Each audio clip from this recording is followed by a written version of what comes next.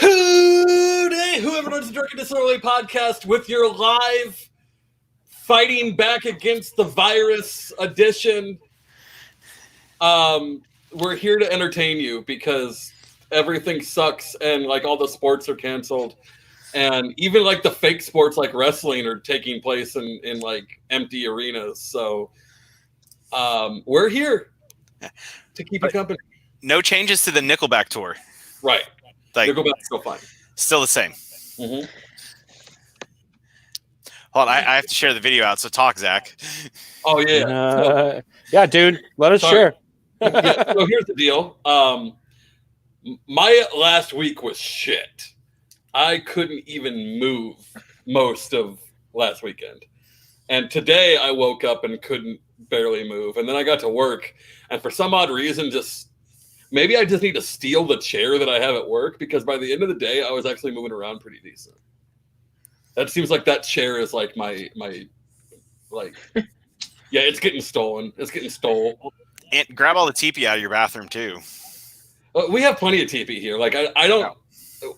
We got a big thing, like a big pack of I buy for a month and a half. Yeah. So everyone, like, you've all seen Scott before. Everyone knows who Scott is. You've seen Eric. Yep. Yeah, you're over there. So Elfie is my wife. She's the one that you always hear me lovingly complain about. So we're here to just give you some fun hangout time. Scott, I really got to go to you first, because the pictures that you posted were adorable today. Why don't you tell everyone what you've been doing, or what you do for work, for anyone who doesn't know, and then what you've been doing. Oh, they were adorable. I don't know that they were adorable, but so we are on an extended break from school. I'm a teacher.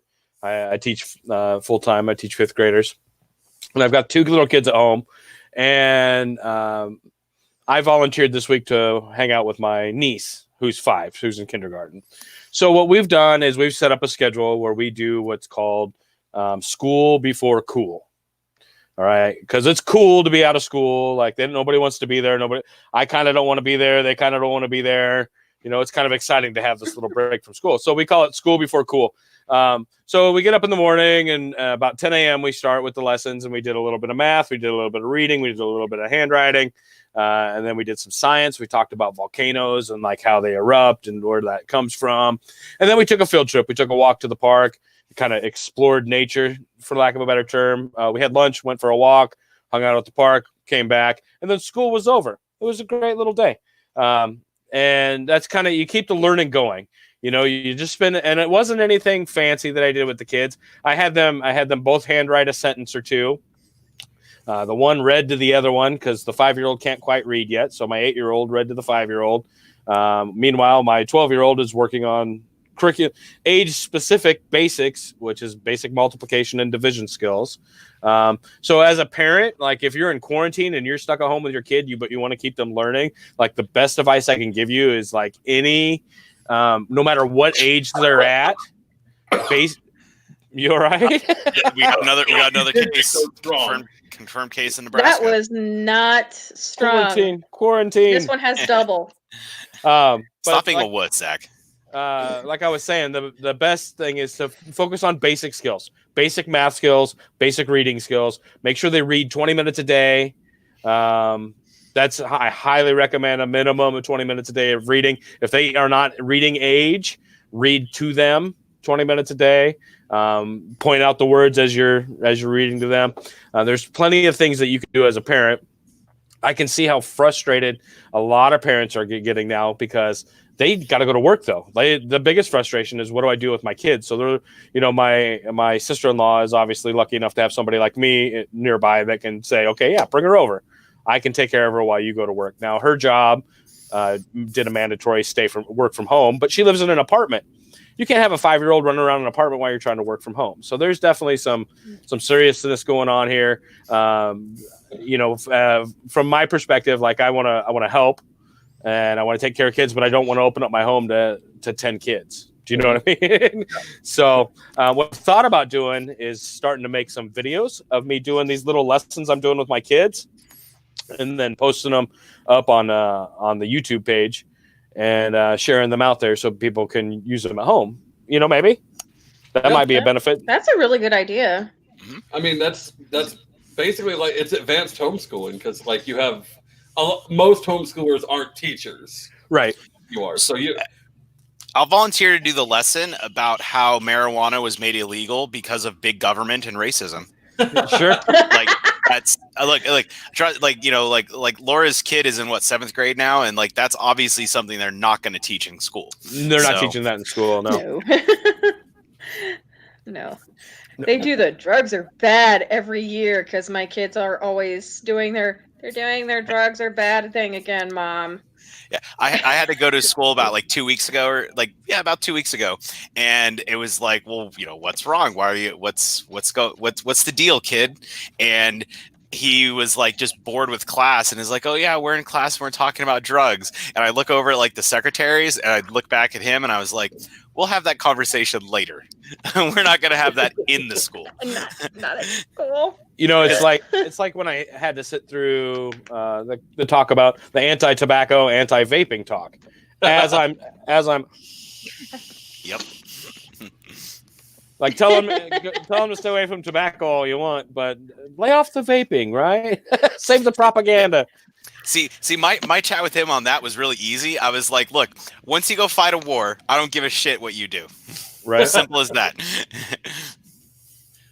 Marijuana is the devil's grass. It's Andrew, it's the devil's lettuce. That's what the original propaganda said because it's got the leaves and everything. Yeah. Really, it should have been called the devil's tomatoes. Because it's a vegetable. Because it's a vegetable and the leaves are more appropriately shaped for a tomato. Tomatoes are a fruit. Well, whatever. Look, you eat them. That's the point. All right? It's edible. Zach, you take the giant tomato and then you put it in your mouth and then you chomp down on it and you enjoy it. Not a big tomato fan. Well, that's because you live in Canada. You can't grow your own tomatoes. Dude, that's the only thing that grows here. Yeah. And it grows well here. Really? Yeah. We had tomatoes go wild because I ended up getting hurt, and we just kind of forgot to take care of the garden, and the time we could go back out, they went wild. The plants fell over and actually started growing roots from the stems. Oh, nice. You must have had a nice long summer that year then. I mean, our growing season is really long. Yeah, mine just turned into these giant bushes, but I am working. That's part of the that's part of the homework that the preteen is being assigned is building out my garden complex. And the time. Yeah, and I'm doing 8-foot by 32-foot beds. I've got 4 in so far. Another 6 truck. I still need another 6 truckloads of dirt to drop in. I'm buying government dirt. So because it's the cheapest. Apparently, your gardening help doesn't wash their hands. No, that's he's been reading Goosebumps because he forgot to wash his hands for about 3 weeks, and so you got to get creative in your punishments. Oh, reading Goosebumps is the punishment. Yeah, well, I have all my old Goosebumps from back in the day, 1 through 70. So he's reading Goosebumps, and there will be no beard shaving. Period. Yeah, that's not going to happen. Period. Okay. There's absolutely this is a masterpiece of it's been almost 2 years getting this to the point that it is. It is not going away. I don't care what the CDC says. I'll take my chances. I'm convinced that they're recommending it because they want to update their facial recognition software. It's true. No, I think it's old people that just don't like beards because that's what hippies have, and so that's who runs the CDC. Fucking boomers. I don't know. It's yeah, I don't get who runs the CDC, but I'm one of the women out there that like men with beards. Yeah, she only came on the show to ogle all the beards. That's all she cares. That's funny. My wife said that she didn't realize she had a type until she met me, and I was like, "What the hell does that mean? What's your type?" And she's like, "Scruffy looking." those, I told him. those scruffy looking nerf herders, you know. Yeah. See, that's my biggest dilemma in life has always been that older women don't like beards, but I like older women and I want to have a beard. So you know, you gotta cruel. It's Yeah, a cruel world we live in. Yeah, I had to settle for a Gen Xer. You know. You mean a glorified boomer? Yeah. Yes. A pessimistic boomer. A boomer that watched TRL. That's basically what they are. So I have to be a little careful because it's just Caleb and I are the millennials, and everyone else on our staff is Gen X, and they get a little touchy when I start making fun of them. I'll be the first to admit. I'm one of those high end Gen Xers too. Like I'm a Gen Xer that sometimes could be confused with being a boomer. Like I say things like "put it on the YouTube," and I thought an Instagram was a weed delivery service. You know that kind of stuff. You know, like I had to figure out. Like I just learned what a TikTok is. You know what I mean? I'm figuring it out, but I'm just a little slow on the uptake. So before we get into the serious shit, because no one's given me an answer yet, how the fuck was the show this weekend? Oh, you didn't get an answer to that, dude? The show was amazing. Like all of that propaganda I put out about comedy killing coronavirus and stripper glitter killing coronavirus, like all that propaganda worked, and people came to the show. That's great. And they had a good time. Yeah, they had a good time. I was willfully not telling Elfie that it was in a strip club because if she would have known that there was going to be cute girls walking around half naked, I'm pretty sure I would have got drug out there regardless.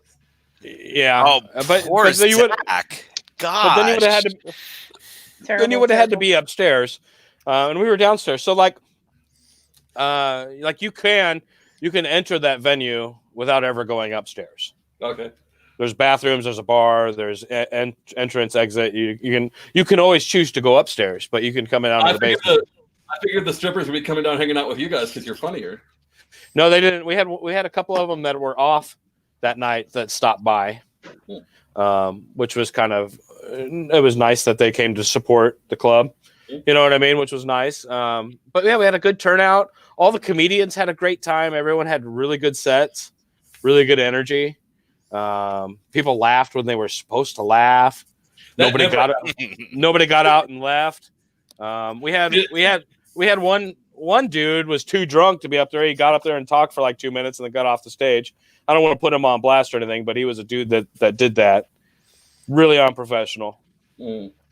But it happens. You know, it's an art, right? Mm-hmm. Comedy is an art.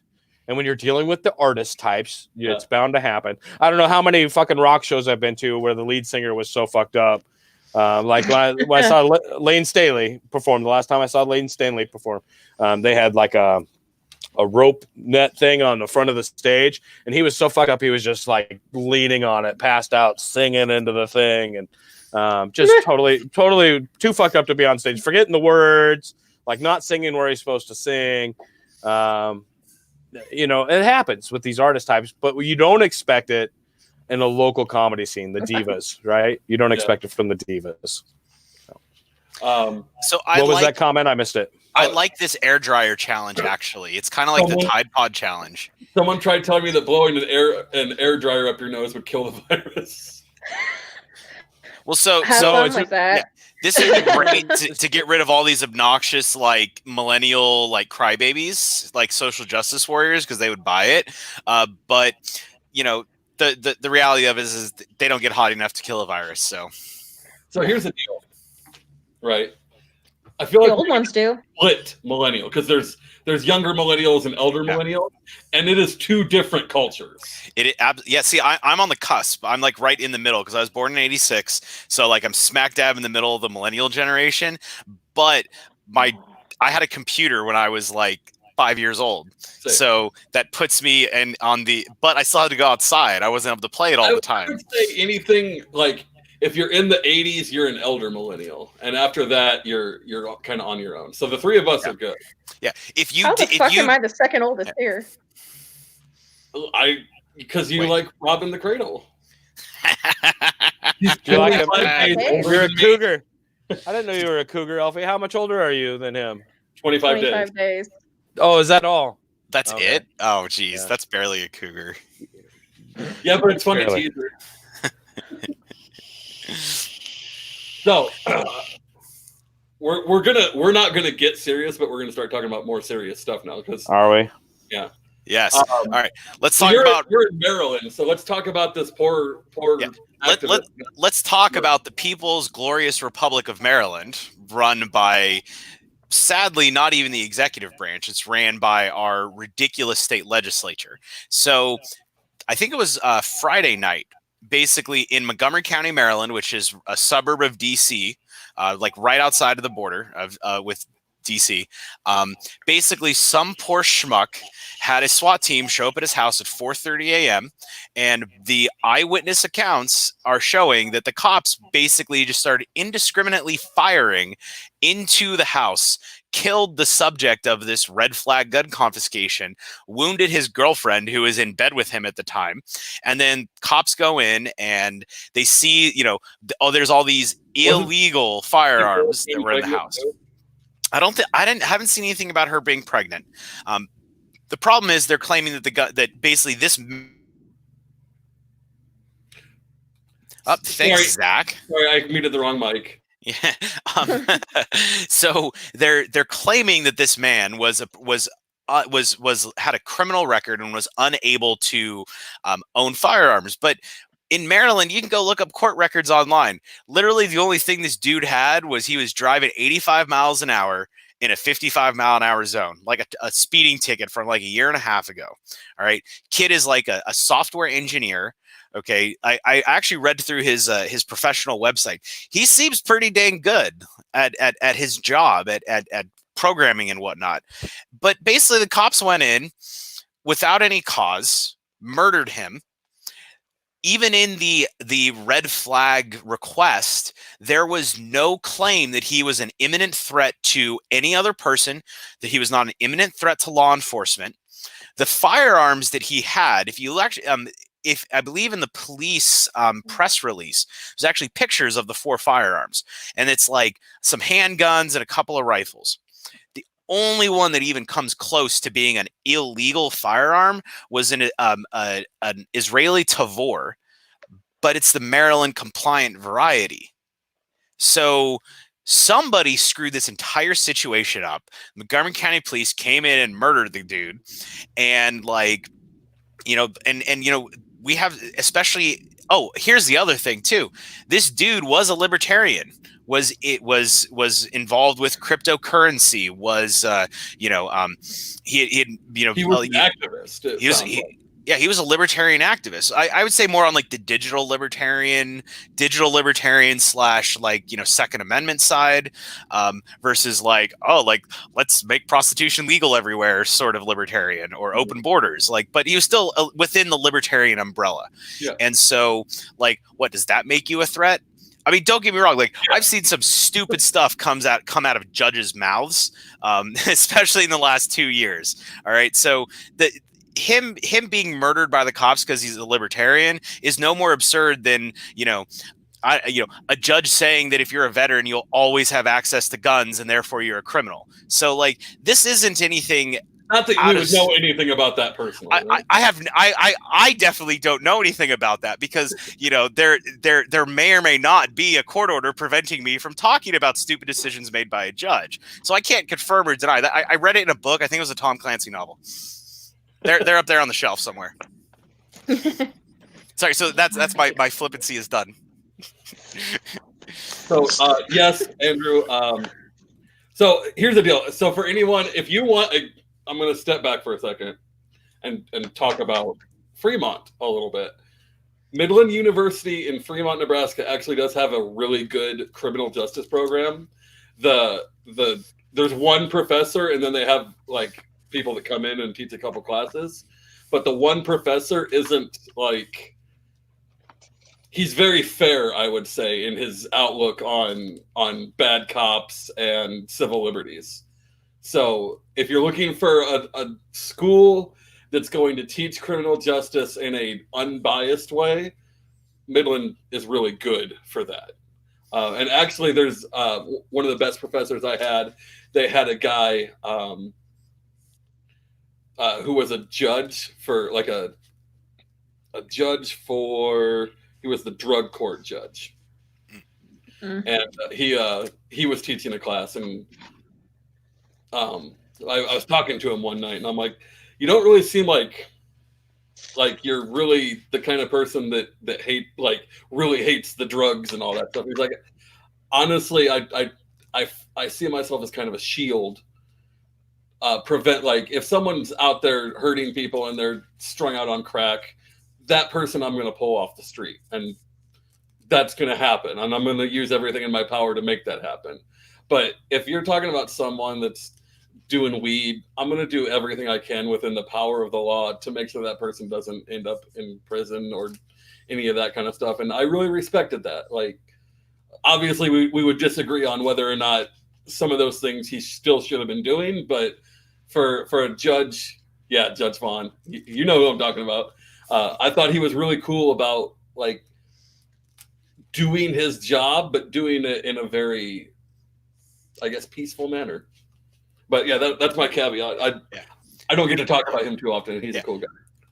We need more judges like that actually like take the time to before they make a decision, like, make sure that there's due process and that the law is actually being followed, and like following what the law actually says instead of trying to find some caveat to make what you want to happen possible. Like, that's not the role of a judge. But basically with this kid, I mean, this kid in Potomac, I mean, essentially me having this flag right here now means that I can have an ERPO and I can have a SWAT team show up at my door at 4:30 in the morning, scare the bejesus out of everybody. And I really don't know how that hasn't happened to you yet, to be honest. I live in wild amounts of fear every day to wake up to a message from someone who knows you being like, dude, Eric got last night because he got too outspoken and the judge ordered a hit on him. And it would be legal, technically, for her to do it. Like, I am a little worried about you sometimes. I mean, that's why being public about certain things is useful, But I can take care of myself. Guns aren't the only way to defend yourself.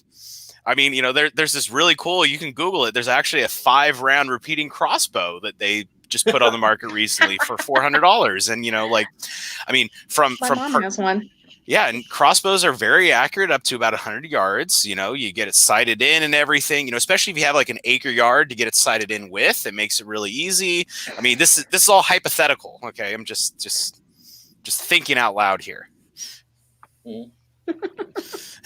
So, but this. I mean, I think the important part about this story is that every single time red flag laws come up for vote, it's the exact same warnings that all of the activists, in the Libertarian Party, and even like those those dirty Republicans like Leslie Hollywood, always bring up the exact same problem. How do they get misused? How, like, cops don't exactly have the best track record for like shooting and hitting their target. I mean, it's not like they have real firearms qualifications. Even the SWAT teams obviously can't identify, like, they can't tell the difference between like a family's like Labrador Retriever and a dude with a gun standing in the door. So, I mean, we're asking flawed people to enforce a flawed law that was ruled on by flawed judges who have no clue what they're doing. It's a recipe for disaster.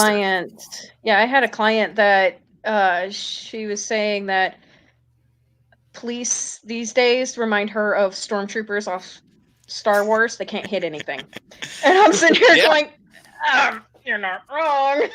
I mean, think back to that hostage situation in Florida where they just lit that UPS truck up with first off, I don't know how they didn't hit themselves in that crossfire because where they were shooting from. But the frustrating part is seeing people defend them for that. Like, that specific situation, there are still people who are like, well, have you ever, had a tough job like that? It's like, that's not even worth the rebuttal at that point. Mm-hmm. Yeah, I mean, like, look, that UPS truck looked like a sand crawler with like Jawa bodies strewn around by the time they were done. I mean, these are the people that, and we reduce standards for cops, and we, like what is their actual firearm proficiency? Like, Zach, you may remember this, like back in the military, it was like qualifying with a handgun was like 23 out of 40 at like 10 feet. Like, we didn't do handguns. Okay, so I did it one time. I got to shoot a Tommy gun too, because there was a Tommy gun at the range. So I got to say hello to my little friend. But there's this whole like they're not some elite like enforcement agency. Their standards are less stringent than like your 8-week basic training standards. And so these are the people that we entrust to make these life and choice decisions, and they keep screwing up, and then they never get held accountable for it. So then there's no incentive for them to, I don't know, like, hey, I'm a terrible freaking shot. Like, let me go to the range and make sure I don't murder innocent civilians while doing my job. Well, I've said this for a long time. I think. And this really stems back to the drug war, because the problem that we have with cops is that it is an incredibly difficult job, and there are very few people who can do it successfully. And when you're fighting a war against drugs and cops are your frontline soldiers for that, you need a lot of them, and there just are not that many people who can do that job very well. Yeah, we sell ATF off to 7-Eleven, and they turn it into convenience stores. We just freed up 10,000 cops. There's got to be some that know how to shoot, okay? Even if it's 20% of them. Basically, if we just stop making so many things illegal, we'll have more cops to actually go and catch bad guys, instead of like your 5 grams of the devil's lettuce. Yeah. But so this is kind of a really good transition into the chaos that the entire country has been embroiled in, because it's essentially like what we're I know we're seeing it here in Maryland. Basically, everything is shutting down. Public gatherings, religious services, businesses are being mandated that basically no guests can come inside. Like every restaurant in Maryland is now is carry out curbside carry out or delivery. Gyms are like private businesses are being forced to close through executive order.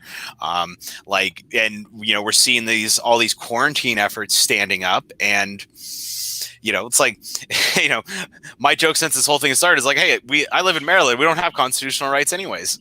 Like the Third Amendment's the only one that we still have, really. Oh, okay. So it's all kicking in. Which one's the third? That's that's the one that says that federal troops cannot be quartered in your homes. No, they're just gonna send cops in to fucking flashbang your kids and shoot you while you sleep.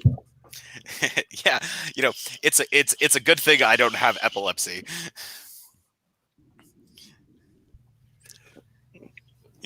So this is a good point.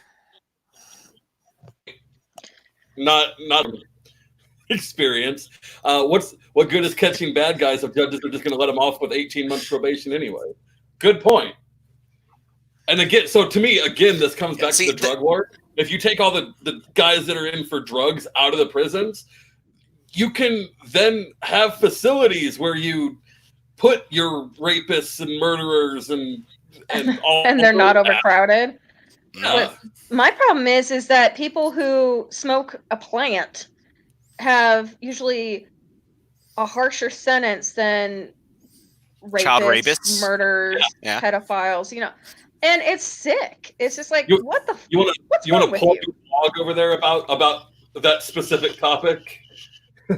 Oh, what about child rapists? Yeah, well, you were talking about something. I remember you like what got you into all this to begin with was you were blogging pedophiles getting off easy in Maryland. Yeah, so about 2 weeks ago, I saw this story. Okay, so where I live in Maryland is, I'm within 30 minutes from Pennsylvania, West Virginia, and Virginia. Okay, so I live in that section of Maryland. Okay, so a lot of the news you get crossover from the other states. Here in Maryland, you have you have grown men posing as teenagers to have sex with 14-year-old girls who go to jail for 18 months and then get put out on work release a month in, and then get released after 12 months in jail total. Like, and it's not just a one-time thing. It's actually a pattern, especially with this one particular judge. About 2 weeks ago, I saw a story in West Virginia of a guy who was actually producing, he was creating and distributing child pornography, okay, with some 4-year-old, and he got sentenced in West Virginia to between 270 and 535 years in jail. And he'll serve about a week of that before someone gets him. Yeah, like I'd be shocked if he even made it into his cell, quite frankly. But just look at the difference in between the two states. Okay, what's really West Virginia is, we can make fun of them all they want, but they survived the coronavirus bracket. Yep. They're the last state to have a confirmed case. So obviously, living in a holler and drinking moonshine is not a bad life choice. But you can kind of, when you have this. An area like I'm in, you can see the contrast between the different states and how their laws are implemented. I fully expect that if the COVID-19 continues, the Maryland government will force me to board law enforcement and feed them out of my garden, as there will be no food left in grocery stores. I tell you what, look, if some cops tried to board inside of my house, I'd walk around butt naked all the time and get those red coats out. Get those red kids. Get them out of my house. I would just hump their leg all day until they left. That's what would happen. Make it really uncomfortable for them. Yeah. Yes, I will make it leg humping with full eye contact. Right? Because some people say it's not gay if you don't make eye contact. So we're just gonna go full bore. Get out of my house. So they wouldn't make it into our house. No, too many dogs. Yeah. So the thing is, the dogs exist to buy me the 10 seconds that I need to wake up fully and turn the safety off. And I am very confident in the Labrador's ability to do that, and I hope that the pit bull can grow into it as well. Yeah, she currently hides behind me, so good luck with that. Gizmo has a better chance. My dad came over, and she was literally hiding behind the couch peeing. Because he scared her. My dad is so bad. My dad has a beard. Oh, you can't even see, but it's down to belly button length. When I graduated AIT, we were sitting there for the ceremony, and one of my battle buddies just elbows me. He's like, "Dude, ZZ Top is at our graduation." I turn around, I'm like, "Oh no, that's my dad." He's like, "Your dad's ZZ Top?"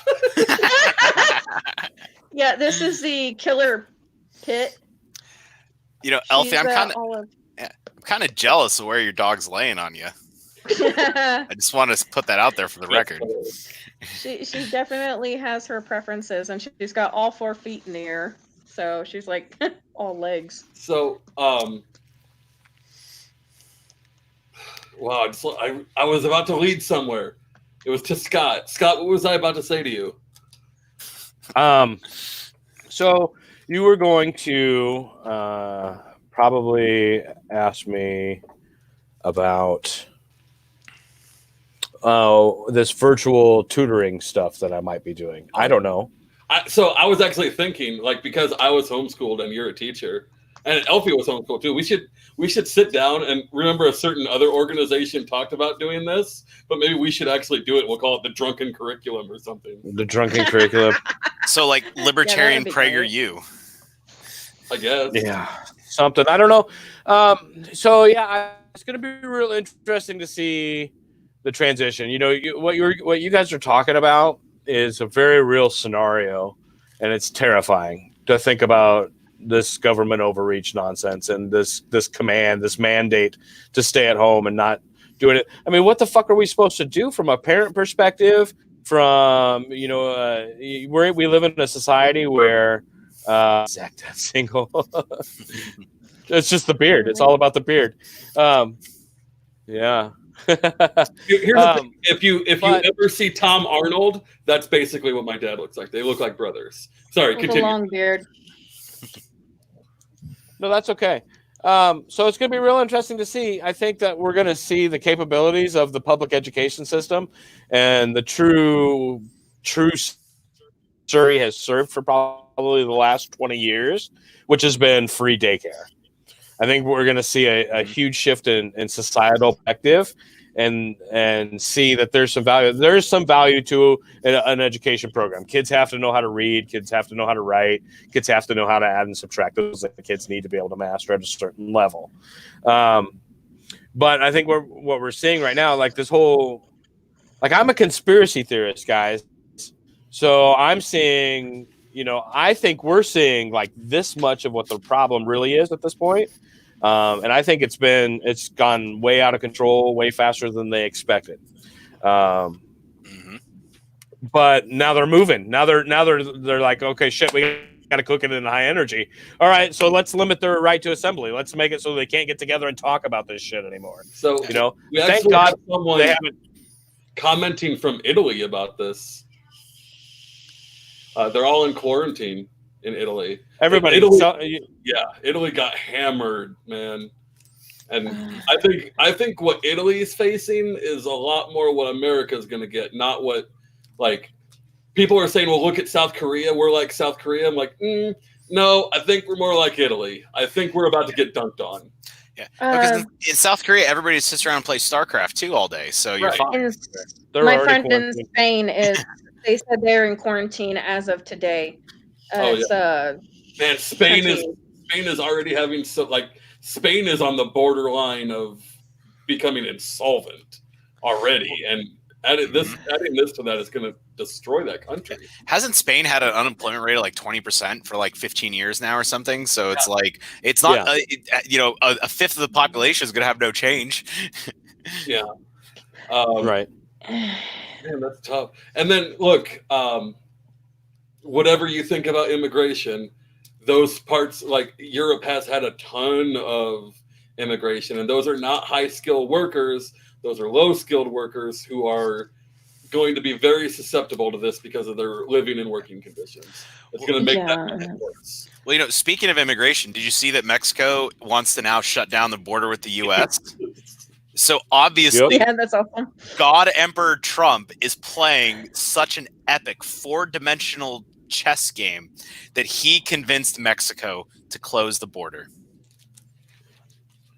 Yeah. Oh, Jesus, 3 months for being out past curfew? That's insane. Well, yeah.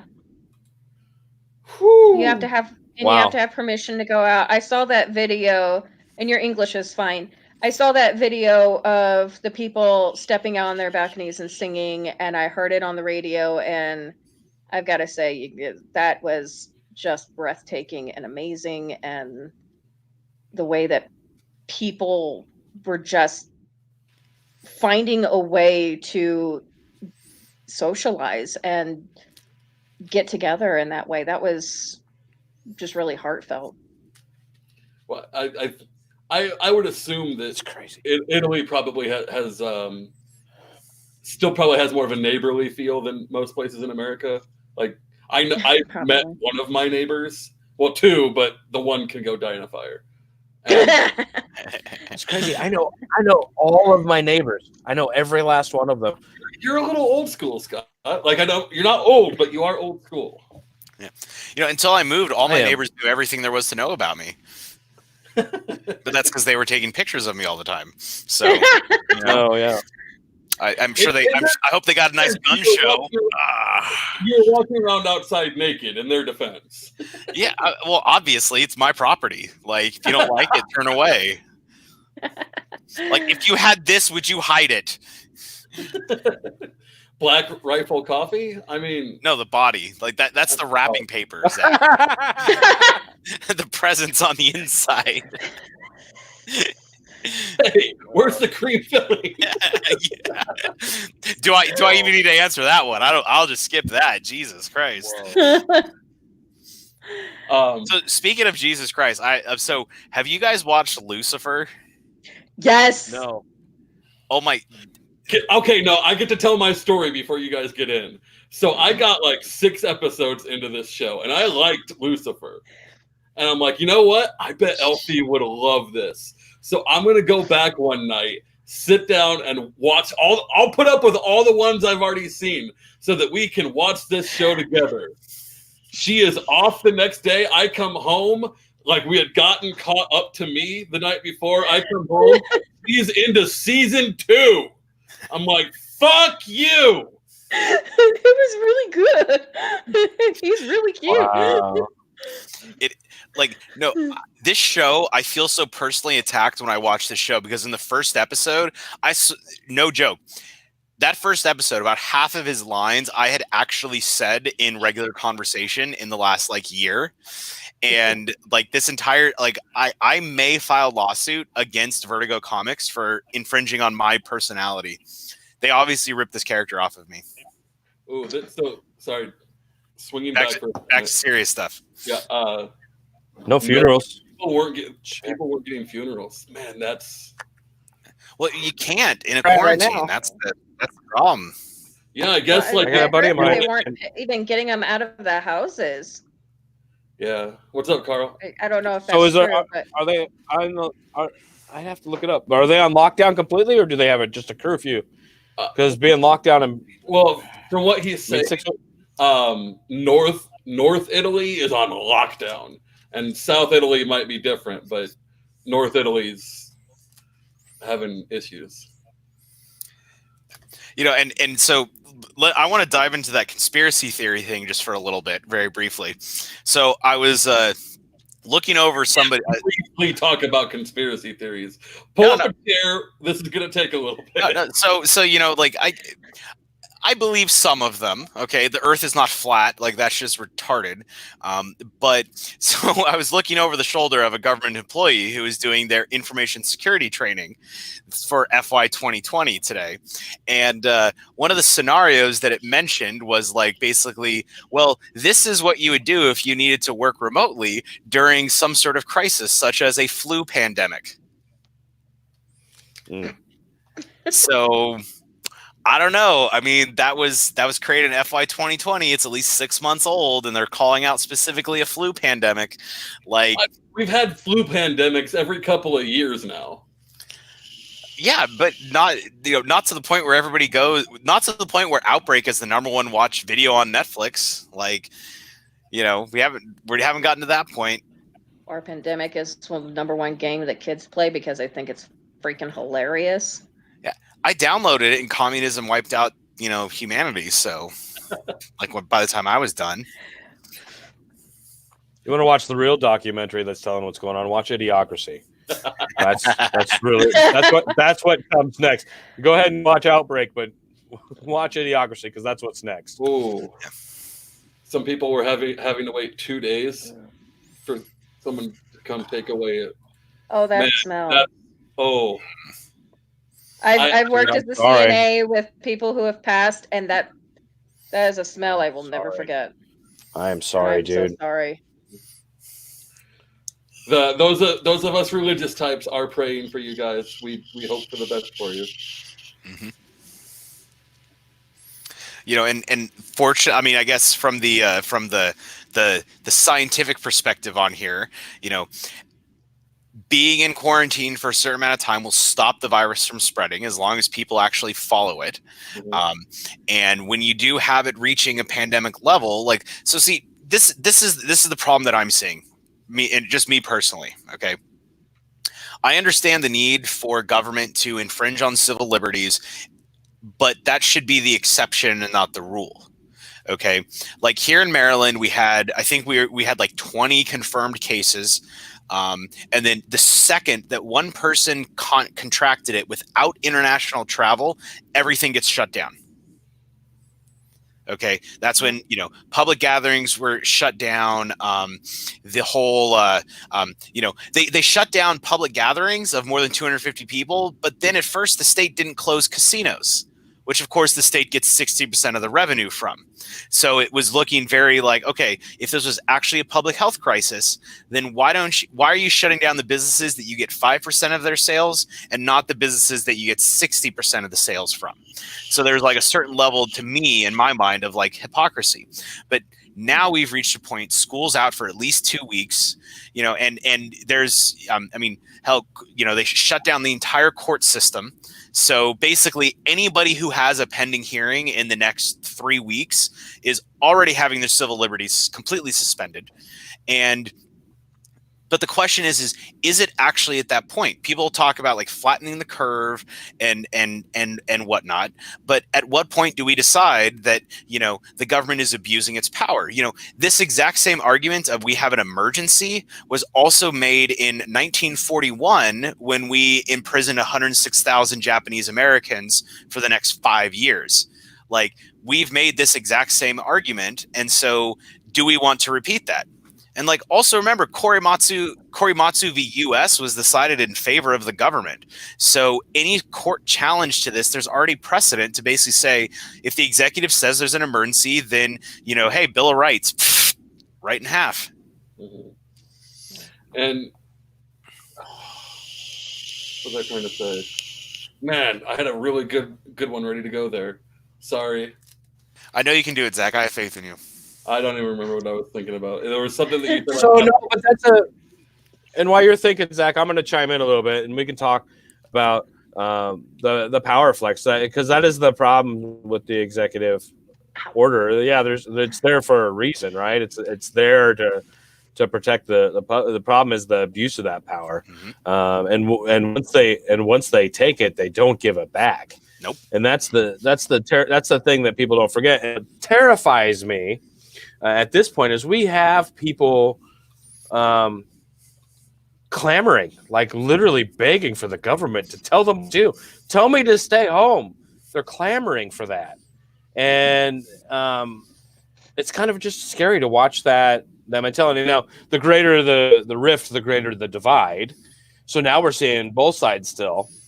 But what I'm noticing is that the scale is tipping in favor of those people that are begging to take action and to take control over those people that are like, oh, no, it's just you're overreacting. But we see reports coming from Italy. Are we overreacting? Do you know what I mean? Like, it's kind of, you got to ask yourself, are we truly overreacting at this point? I think this is an opportunity for us as Americans to step up and say, look, we can take action without the government intervention. We can do the things that we can reduce this curve by being intelligent human beings, by washing our fucking hands, and by keeping our hands to ourselves. And what? How many events got canceled before the government even stepped in? Like major sports, yeah, all shut down before the government said anything. So the free market was already firing on all cylinders on this, and that's why we've done better than some other countries. Yes. Well, and so speaking of the government overreach, like we've already had to see that in Maryland. So they shut down public testimony in the state house because our legislature is in session, and the Democrats came in and basically passed the $700 million tax hike, and then there's a delegate actually out here by the name of Dan Cox, sits on a judiciary committee, and he asked the committee to basically live stream the hearing on a series of bills, and they basically refused. So essentially they were passing laws out of committee without any record of who actually voted in support of the laws. So he just walked out of the hearing. Like, I don't blame him. I would have done the same thing. But so even here in Maryland, we're already seeing the abuses of the legislature based on these executive orders, like passing, a huge tax hike for, that's basically a 3% tax hike on the entire state because, oh, hey, look, there's an emergency. Nobody can come in here and keep us till 4 a.m. complaining about our stupid laws. So let's take advantage. Yep. So you guys don't have like a rainy day fund in Maryland that you guys have set aside for these type of scenarios, or you guys rely solely on new revenue to cover this? No, they have a rainy day fund. It's a long story. Basically, originally it was going to some education commission basically said, hey, we need to give every teacher like a 30% pay raise, so let's jack taxes up to pay for it. And and then basically that was so unpopular they killed that bill, and then they did like the mini commission recommendations, which was only a $700 million tax hike. And like for perspective, I think Maryland's state budget is about $40 billion a year, roughly. But it's the same idea. It's like, okay, like, you know, public testimony was shut down on Thursday, and then on Monday you're passing tax hikes and bills that people don't like, that people would come out and testify against. That's kind of the problem. And we had a ban. Right now, Maryland has a blanket ban on all gatherings of more than 50 people, I believe. Well, there's 141 delegates in the House of Delegates. So them even being in the chamber and voting is considered a crime. Why aren't they being arrested?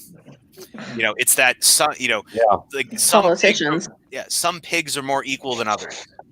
Is you know, and so we're already seeing the abuses of this system already. Now, what's going to happen when, you know, you start seeing stuff like came out of Hurricane Katrina, where you're like, let's go confiscate people's guns while like we can't enforce laws and it's fucking anarchy on the streets. Like, that's the next step here.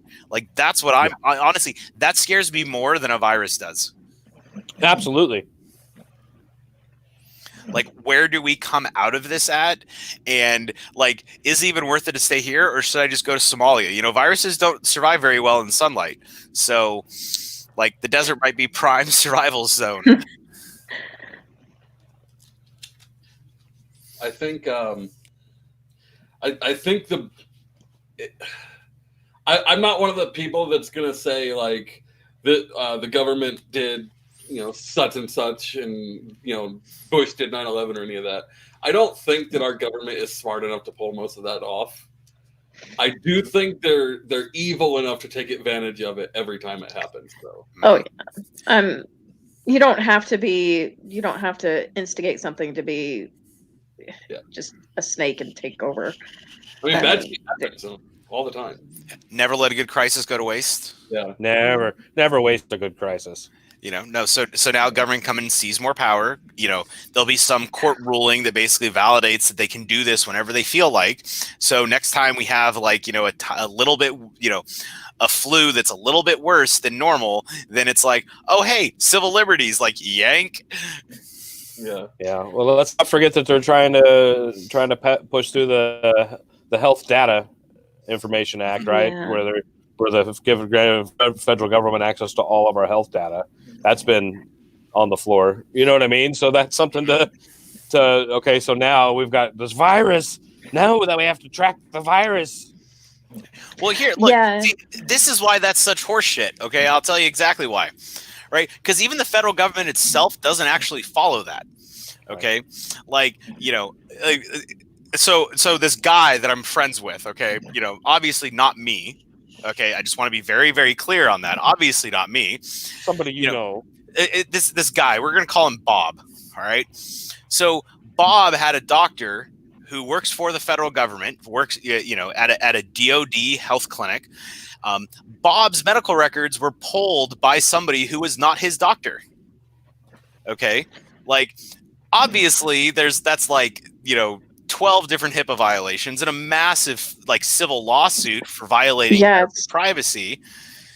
So it violates the privacy and HIPAA acts. Depends on how, because I pull medical records all the time. But do you have authorization? Well, you don't have authorization to pull somebody's complete medical history. You have authorization to pull the enough medical history to do your job. Mm-hmm. That is part of HIPAA, actually, because that's something we've just studied in my health information systems course. We get to study all these lovely laws. Like that, but I can pull if it's I can pull any person who has seen a government doctor. I can pull everything. But you have a need to. But you would have a need to know that, like the Bill's. You know, Bill's primary, like a doctor that's not actually his doctor has no business pulling Bill's records. Did he? Or Bob. I guess my question is, sorry, Bob. Yeah, I have two friends. They had the same thing Bill happen too. to him. If it happened to Bill too, that's a problem. Yeah, excellent. So my question is, it depends on who. Like you said, it's another doctor. Do we know for sure it was a doctor? Yes. Okay. But so, like, you know, So but the problem is the government doesn't follow its own damn rules. Right. Like they pass a HIPAA regulation because it's a federal, it's a federal employee. They don't even follow it themselves. So what's it fucking matter? Like, I mean, it's like that. It's like that meme. Like, cops doing an undercover drug sale get like busted by cops doing an undercover drug buy, and it's like you have the government going like this, like and it's not even like a fun like scissoring thing or anything. Like, just giant waste of time. So, like, if the government has access to all our health data, it's going to be abused by somebody. Yep. All right. So, no, dude, don't apologize for your English. Yeah, I can't speak Italian, so don't be mad. That was some really useful information. Thank you, Nunzio. I apologize. I don't pronounce English names very well, let alone other people. So I think we're at a good stopping point here. Elfie and I need to get to bed. I'm old. God, you're old. Jesus, it's So like old. it's 10 o'clock He's over old. here. Jeez. He's old. I'll write for another hour and a half. I want cuddles, and someone is laying on my pillows right now. And snoring. Well, Elfie, you and I should watch Lucifer when this is done. God, his I'm not his caught up on the new season. I'm still catching up too. We'll watch it together. Don't worry. I got you, boo. I just want his bartender. His bartender, yeah, like Mazzakine's hot. Yeah, like for a night, yes, but no, the therapist, she's adorable, but I guarantee she's a Cancer. She's trouble. True. All right, everyone. On that note, we'll see you all tomorrow night with our regular team. Let us know if you like this. We're going to be trying to do extra stuff to keep you entertained the next couple of weeks. See you later. Bye. Bye.